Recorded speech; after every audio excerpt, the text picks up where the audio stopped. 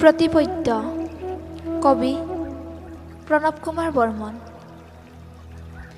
আপুনি যদি মৰে আপোনাৰ সন্তানটি অতি সৰু থাকোঁতেই মৰক, যাতে সি আপোনাক সমূলি পাহৰি যায়।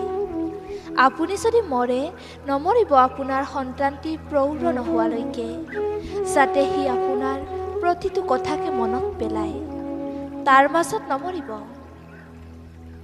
মই বহুত কবিতা লিখিম, উৎকৃষ্ট নিকৃষ্ট। তাৰ আগতে লিখিম কবিতা অসমৰ ওপৰত, তাৰ পাছত ভাৰতবৰ্ষৰ ওপৰত। অসমক মই প্ৰতিদিনে চুই চুই চিনি পাওঁ, ভাৰতবৰ্ষক চিনো কিতাপ পঢ়ি।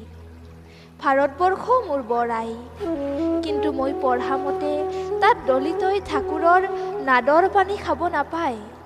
তাত আধিপত্যবাদীত বাদে আনৰ সুগম বাট এটা নাই।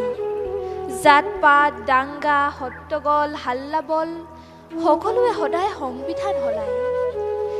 তেনে ভাৰতবৰ্ষক মই মোৰ সন্তানক কিয় চিনাকি কৰাই দিম? মই তোমাৰ মাতষাৰিকে মোৰ নীৰৱতা ধুন বিয়পি যোৱা। অ' বোবা ছোৱালীজনী, কুশলে থাক বাছাহঁত, আমি তহঁতৰ পিঠিৰ স্কুল বেগত সুমুৱাই থৈছোঁ বোমা।